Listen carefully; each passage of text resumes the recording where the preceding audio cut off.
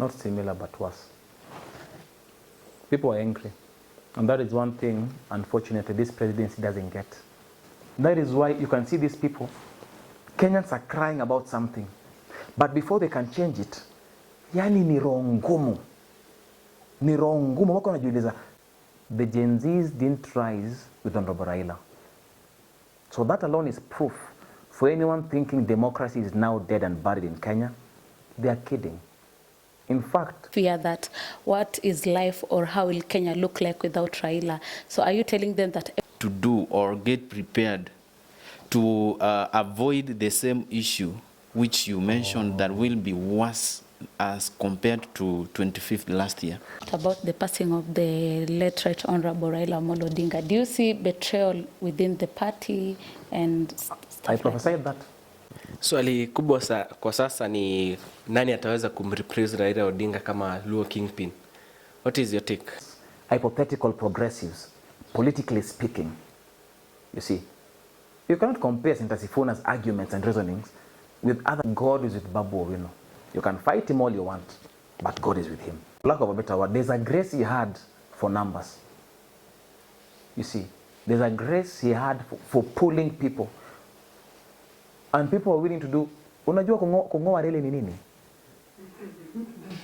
Normally, mtu hana nguvu ya kungoa reli. But because of Baba, they could ngoa reli. So who in that family carries that aura? I think the person who could have replaced him. This question yenye ilikuja kuhusiana na story ya State House. Have you ever been either enticed with money and at some point maybe you as a man of God to either make, to say even something that will trigger the public because some of the individuals are totally trusting you much. Have you ever been enticed with money to prophesy something that you really, you ever thought that this was not your direction at some point? I once returned 236 million shillings. Not 2.36. 236 million shillings, Kenya, not Tanzania or Uganda. I returned the checks. There were two checks.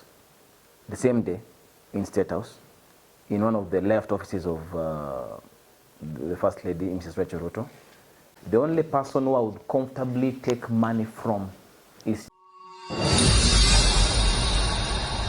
According to the knowledge you may need to share to Kenyans, do you are you seeing something happening similar to what happened yesterday, the previous years? Not similar, but worse. People are angry. And that is one thing, unfortunately, this presidency doesn't get. People are very angry. Angry as in Asira and hungry as in Ja. It's very hard to deal with someone who's angry and hungry. You see, just because there is no eruption does not mean we're enjoying peace. Absence of physical violence does not suggest we're living in peace. Right now, there is no peace in Kenya. People's hearts are boiling. We have staunch supporters of the former Prime Minister. Yes. They are crying foul. We have Gen Zs who are also, whatever the NADCO report has not been implemented. So they are saying this government has been taking us for a ride. Every time they make, every decision they make, they are injuring us. They are the 8 bills that President Ruto assented to the morning that he just receives Raila's death and immediately signs them. Can't even say, wait, let us do the burial first, and then I go through them. Yes. So Wakenya wamechemka roho, you see. Don't believe my words, but take these words. These ones believe. 2023, Jesus Christ came in a vision in our house and said, I'm disappointed in these people. And then he said, they have hardened their hearts. Not I have hardened. They have hardened their hearts like Pharaoh. That came from the mouth of Jesus. That is why you can see these people, Kenyans are crying about something. But before they can change it, yani ni roho ngumu. Ni roho ngumu. Wako wanajiuliza, something so small that you can just talk to people, listen to them, and you can do something differently. That came from the word, from the mouth of Jesus Christ. He has hardened his heart like Pharaoh. So it will take a strong hand to bend him. So things have to happen against them for them to be humbled. And those things will come into pass. They're coming to pass.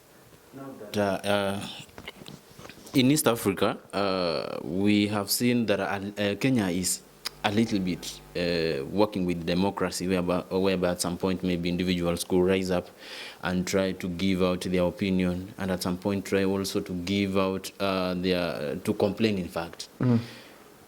The person who could at some point facilitate and foster this issue mostly is no more. Yes. According to the information you can share with Kenyans, Yeah. do you really think they are going to enjoy their democracy anymore, or we are going to be at their position just like Uganda and Tanzania? Kenya will never be bound by any presidency anymore. It's too late. It's too late. And Honorable Raila danced his dance. He has exited the stage. We are the ones here. The Gen Zs didn't rise with Honorable Raila. So that alone is proof for anyone thinking democracy is now dead and buried in Kenya. They are kidding. In fact, democracy will be much more alive now because people already know the consequences of not standing up and fighting for the truth and their rights. Honorable Raila did a lot for the nation of Kenya and many nations in Africa, but we have others. We have me. We have the church. We have sober people everywhere. Not everyone is a sycophant.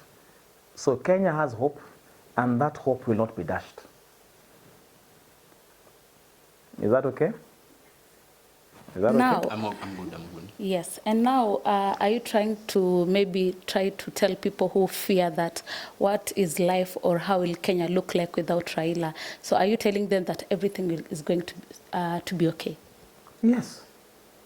Yes. Because Kenya was not held, with all respect, with Raila, but Jesus. The person who died for Kenya is Jesus. So the only person who can make Kenya cool and habitable is Jesus, is the gospel of Jesus Christ, the undiluted gospel of Jesus Christ. Kenya will never be in bondage. The dark eras of Nyayo, the Nyayo eras, will never rise again in Kenya. This regime is trying to do that again, but it cannot prevail. Censorships and all those things, it can't work. It's too late. You know, it's like a child having come out of the birth canal. They can't go back in. That is Kenya for you. Yeah. What maybe will you mind to share to Kenyans, if possible, to do or get prepared to avoid the same issue which you mentioned that will be worse as compared to 25th last year? You know, the problem is not Kenyans. The problem is the presidency, is the government. Because Kenyans are not just mad to go to the streets for no reason. So it's about the presidency choosing to listen to Kenyans. Kenyans are not unreasonable people, you see. So if the government, the presidency, decides to listen, not just to listen like PR, to listen with the heart, and also understand where Kenyans are coming from, all these things can be avoided. So the buck stops with the government, not the Kenyans, not the citizens. All right? Yeah. Of course, we talked about the passing of the late Right Honorable Raila Amolo Odinga. Do you see betrayal within the party and stuff I like prophesied that. I said there will be betrayals. That was 3 months ago. I said there will be betrayals in the broad-based government. There will be betrayals in ODM. I prophesied it. I don't know why those things have not been actually taken out. I said there will be betrayals within the broad-based because mtu mmoja anapanga yake, mwingine anapanga yake, anapangia mwenzake na watafika pamoja. I said that and it's in one of our live stream teachings. Swali kubwa kwa sasa ni nani ataweza kumreplace Raila Odinga kama Luo Kingpin? What is your take? If you're talking about Luos, even if you're closing your eyes, go with Babu Owino. But they won't take it. I'm ready for your insults. Please bring them on. Bring your insults. But a strategic person who's intelligent enough to bring meaningful change, not only to the Luo nation, because Babu Owino is not a Luo politician. He just happens to be Luo. Someone who can bring a national outlook and lead the Luo nation into integrating better with other communities in Kenya. That's Babu. Hands down, Babu Owino. But they don't want to give him. Don't you think this will bring wrangles in the ODM party? Of course, wrangle will be there because people's egos will be touched and crushed. Some people feel they are better qualified, but who has a better mind? Luo Kenya politician than Babu. It's like now, if you take it further, in a broader way now, Senator Sifuna should be at the top of ODM. He's Luya. But it's not about being Luya or speaking Luya. It's about someone's hypothetical progressives, politically speaking. You see, you cannot compare Senator Sifuna's arguments and reasonings with other guys in ODM. You can't compare Babu Owino's vision with other guys there. You just can't. So when it comes to Luo Kingpin, if they know what's good for them and they don't want to sell out their birthright, they should stick with Babu Owino, Honorable Babu Owino. Yeah. And we say, of course, God chooses leaders, right? Not okay. Or help us choose the right leaders. Does it mean Babu is the chosen one? Even if you're closing your eyes, go with Babu Owino. There is better hope for the Luo nation with Babu Owino than people parading themselves to be leaders, but they're after their stomachs. I can tell you that. Honorable Babu Owino there is something in his heart that craves to see Kenya, not only Luo, Nyanza, but Kenya being bettered. It is a craving in his heart. It is a sermon of the Spirit, you see. So, and yes, God is with Babu Owino. You can fight him all you want, but God is with him. Looking at the late Raila Odinga's family, is there anyone who is fit to maybe to get over, yani kupata hiyo to succeed over to get power from what the dad left? That's me. You want me to answer as me or prophetically? Prophetically, in. Wow, that man had an aura. He was an enigma. He had a presence. There's, for lack of a better word, there's a grace he had for numbers. You see, there's a grace he had for pulling people. And people are willing to do, unajua kungoa reli ni nini? Normally, mtu hana nguvu ya kungoa reli. But because of Baba, they could ngoa reli. So who in that family carries that aura? I think the person who could have replaced him well, but not to his level so much, was Fidel. Ah, the late son. The late son. Fidel could have done it because Fidel was a thinker and a strategist.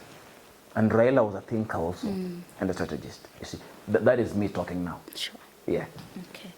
Now, as we are finishing up, man of God, you prophesy a lot of things, they come to happen.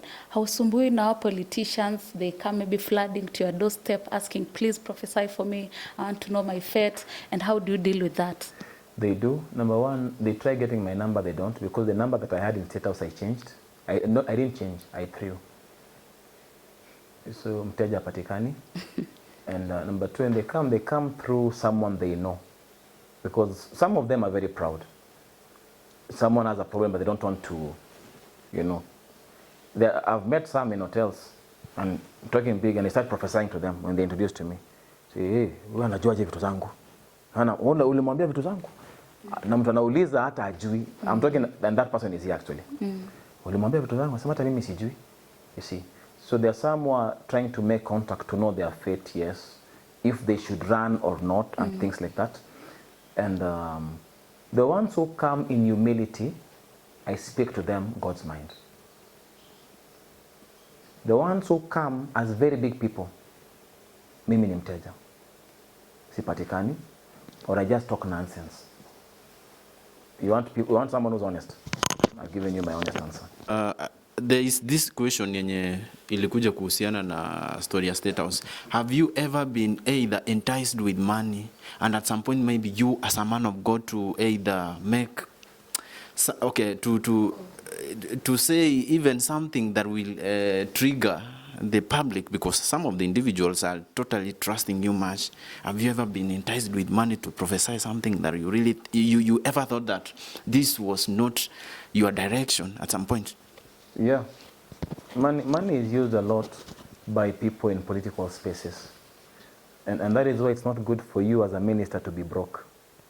Money can direct how you prophesy, you see. But there are PSs I returned money to. PSs, they are there now.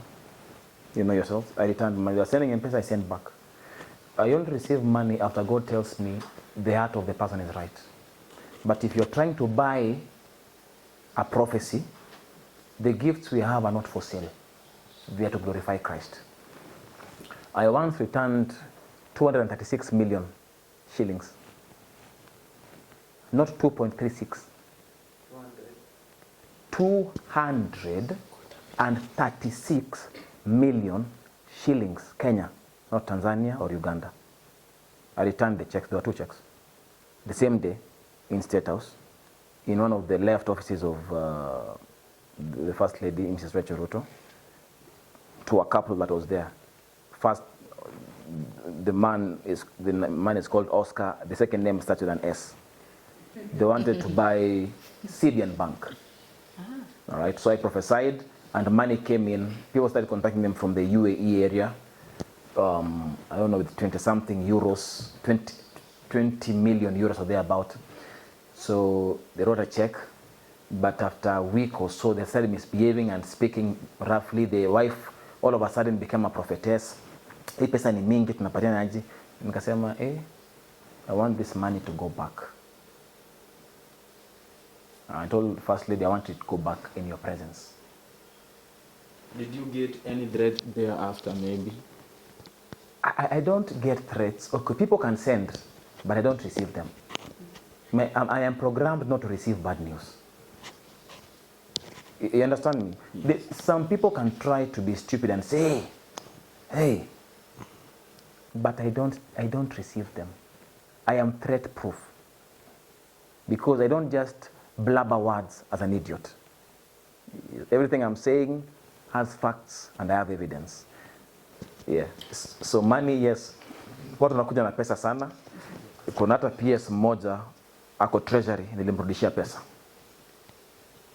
There's also a reverend prophesied to got a big house, everything furnished, gave me some few euros, I returned back in front of the First Lady.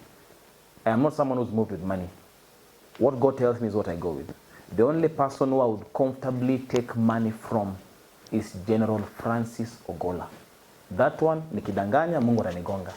Ni huyo peke yake ningechukua pesa kwake rahisi, because roho yake hakuwa na, he was not buying prophecy or anything, he was just supporting what I'm doing as a minister of the gospel. Finishing up, kindly talk to Kenyans in general, and I know many will be like asking now, we want to find the prophet himself, we talk to him, na amesema namba yake haiko pale nje, wanakupataje? Namba ni mteja wa nambari. Thank you so much. It's very easy to locate me. We have handles in social, what are they called?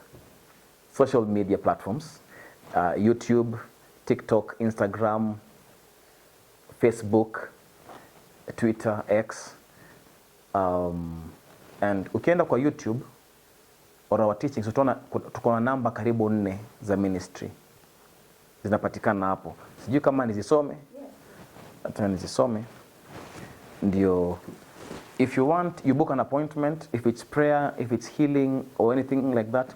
Na kama ni ugonjwa ya kimwili, I advocate, kama umeenda kwa hospitali, come with the medical documents, so that tusikue kama wengine tunafanya sarakasi. Alright? na utapokea uponyaji. Na kama unataka sana kukua na sisi pia, be ready to be advised according to scripture so that you can receive your healing. Mnaweza kutupata kwa this number kama uko Kenya, 0790 102 310. That is the God Nation line 1, 0790 102 310. That is line 1. Line 2 is 0718 364 993. That is 0718 364 993.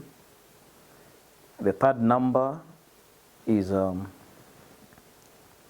0728 848 515. That is 0728 848 515. And for those who want to partner, there is a ministry line yenye kazi yake ni ya partnerships and tithes. That is 0112 504 633. That is 0112 504 633. If you're outside the country, remember to put the country code +254.